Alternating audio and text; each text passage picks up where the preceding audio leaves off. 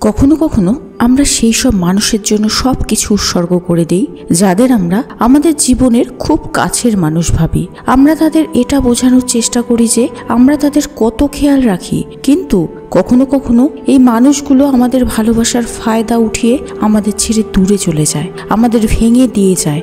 যখন তাদের প্রয়োজন ছিল তখন তারা আমাদের খুবই আপন ভেবেছিল, কিন্তু যখনই তাদের কাজ শেষ হয়ে যায়, স্বার্থ সিদ্ধি হয়ে যায়, তখনই তারা আকাশের পাখির মতো দূরে চলে যায়। এই অবস্থায় আমরা ভেঙে পড়ি।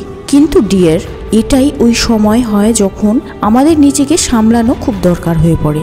আজ আমি রিলেশনশিপের সঙ্গে জড়িত সেই 9টি স্টোইক সিদ্ধান্তকে বলবো, যেটা তোমায় আবার নিজের উপর বিশ্বাস করা শেখাবে, যেটা তোমায় তোমার সম্পর্কে হারিয়ে যেতে দেবে না, বরং আরো স্ট্রং বানাতে সাহায্য করবে। তো তুমিও যদি কাউকে ফিরে পাওয়ার আশায় ভেঙে পড়েছ, তবে পুরো ভিডিওটি স্কিপ না করে দেখতে থাকো। যদি তুমি নিজের আবেগের উপর কন্ট্রোল রাখতে চাও, তবে পয়েন্ট নাম্বার 1, তোমার নিয়ন্ত্রণে কি আছে শুধু তার উপর নজর দাও। স্টোইক দার্শনিক এপিক্টেটাস বলেছেন, কিছু জিনিস আমাদের নিয়ন্ত্রণে থাকে আর কিছু থাকে না।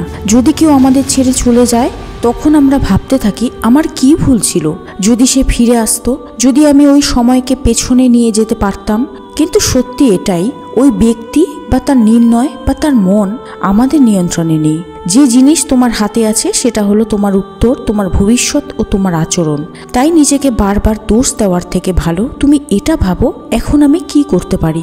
নিজের মনকে শান্ত করো, নিজেকে বেস্ট বানাও আর নিজের জীবনে এগিয়ে যাও। পয়েন্ট নাম্বার 2, ফিলিংসকে আটকে রাখবে না, বরং তাকে বোঝো। স্টোইক ফিলোসফি এটা কখনো বলে না যে দুঃখকে ভুলে যাও, সে বলে দুঃখ কষ্টকে অনুভব করো, তাকে ফিল করো, কিন্তু তার গোলাম কখনোই হবে না। যখন কোনো সম্পর্ক ভেঙে যায়, তখন ভেতরে ভেতরে এক ঝড় হয়, রাগ, উদাসীনতা, অনুশোচনা, একলা থাকা, এগুলি ফিলিংস আমাদের মধ্যে আসবেই। কিন্তু যখনই তার কথা মনে পড়বে, তখনই নিজেকে একটি প্রশ্ন করো যে আমি কি দুঃখ কষ্ট থেকে কিছু শিখতে পেরেছি। নিজের কষ্টকে নিজের শিক্ষক বানিয়ে নাও, যে তোমায় মজবুত, সহনশীলতা ও নিজের প্রতি বিশ্বাস রাখা শেখাবে। নাম্বার 3, তোমার লাইফে কারো উপস্থিতির দ্বারা তোমার ভ্যালু নির্ণয় হয় না।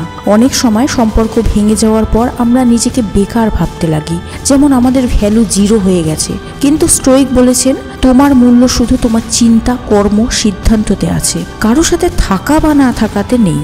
যে তোমায় ছেড়ে গেছে সে তোমার গল্পের অন্তিম পর্যায়ে নয়, বরং একটা চ্যাপ্টার ছিল। তোমার আসল ভ্যালু তো এই কথাতে বোঝা যাবে যে তুমি এই দুঃখ থেকে কিভাবে বের হবে। নাম্বার 4, কোনো কিছুই স্থায়ী নয়, এটাও চলে যাবে।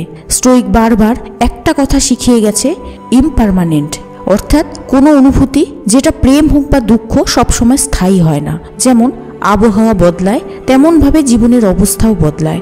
আজ যেই কষ্ট অসহনীয় মনে হচ্ছে, সেটাই কিছু মাস পর অদৃশ্য হয়ে যাবে। তাই নিজেকে বলো, এই দুঃখ স্থায়ী নয়, এটাও চলে যাবে। যখন প্রতিদিন তুমি জাগবে, তখন এক ধাপ এগিয়ে যাও, আর এটাই জীবন। নাম্বার 5, তোমায় সবকিছু ফিরে পাওয়ার সবসময় দরকার নেই। আমাদের একটি বড় ভুল হলো আমরা সবকিছু ফিরে পেতে চাই। পুরনো মেসেজ, অনেক স্মৃতি, পুরনো কথা, আমরা সেটাকে বারবার মনে করি। কিন্তু স্টোইক আমাদের বলেছেন, হারিয়ে যাওয়া জিনিস তোমার ছিলই না, সে তার ভূমিকা পূরণ করেছে। তাই নিজেকে জিজ্ঞাসা করো, আমি কি এগিয়ে যাওয়ার জন্য তৈরি আছি। মনে রাখবে, কোনো জিনিসকে যেতে দেওয়া দুর্বলতা না, এটা সব থেকে বড় স্ট্রং পয়েন্ট।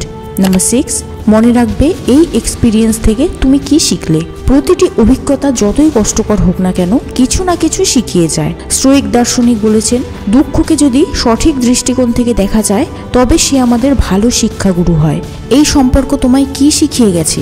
তুমি কি নিজের সীমা চিনতে পেরেছো, নিজের মূল্য বুঝতে পেরেছো, বা এটা বুঝতে পেরেছো তোমার কেমন ভালোবাসা চাই? শেখো আর ওই শিক্ষাকে ভবিষ্যতের কাজে লাগাও। পয়েন্ট নাম্বার 7, একা থাকা কোনো শাস্তি না, এটা একটা সুযোগ। সবসময় ব্রেকআপের পর একলা হয়ে যাওয়াকে ভয় পাই।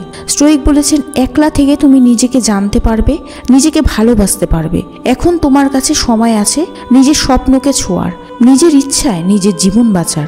এই সময় তোমার পুনর্নির্মাণ হবে, যেখানে তুমি নতুনভাবে তোমার বেস্ট ভার্জন তৈরি করতে পারবে। পয়েন্ট নাম্বার 8, কারো অনুপস্থিতিকে নিজের দুর্বলতা বানাবে না। সম্পর্ক ভাঙার পর আমরা সব সময় ভাবতে লাগি যে সে তো চলে গেল, এখন আমি অসম্পূর্ণ, তাকে ছাড়া বাঁচবো কিভাবে। কিন্তু স্টোইক ফিলোসফি বলে, তুমি সম্পূর্ণ, কেউ তোমায় পূরণ করার জন্য আসে না। যে চলে গেছে সে নিজের যাত্রায় আছে, আর তোমার যাত্রা এখন একটা নতুন রাস্তায় আছে। নিজের স্ট্রং পয়েন্টকে মনে করো আর নিজেকে প্রমাণ করো নিজের জন্য। পয়েন্ট নাম্বার 9, তোমার কাছে এখন কিছু করে দেখানোর স্বাধীনতা আছে। হয়তো তোমার কাছে ওই সম্পর্ক নেই, কিন্তু তোমার কাছে অন্য কিছু আছে, সেটা হলো স্বাধীনতা। এখন তুমি নিজের চিন্তা ভাবনা, অভ্যাস ও স্বপ্নকে আকার দেওয়ার সুযোগ পেয়েছো। এটা এই সময় যখন একটি নতুন ব্যক্তিত্বের জন্ম হয়, শান্ত, গভীর ও আত্মনির্ভর। হয়তো তুমি তাকে এখনো মনে করো, ওই হাসি, ওই সঙ্গ, ওই কথোপকথন, কিন্তু মনে রাখবে তোমার জীবন শুধু একটি মানুষের পেছনে ঘোরার জন্য তৈরি হয়নি। তুমি নিজে একজন ব্রহ্মাণ্ড, আর এই ব্রহ্মাণ্ড নিজেকে নতুন করে গড়ার রাস্তায় আছে। স্টোয়িক দর্শন তোমায় এটাই শেখায়, দুঃখের মধ্যেও শক্ত হও, একা থাকার সুযোগ খোঁজো এবং নিজেকে আবার ভালোবাসতে শেখো। কারণ যে মানুষ নিজেকে সামলাতে পারে সে এই দুনিয়াতে সব কিছু করতে পারে। যদি এই ভিডিওটি তোমার জীবনে একটু হলেও কাজে আসে, তবে এই ভিডিওকে সেসব মানুষের সাথে শেয়ার করো যারা আজও সেই ব্রেকআপের যন্ত্রণার মধ্যে রয়েছে। মনে রাখবে তুমি একা না, আর এই সময়ও চলে যাবে।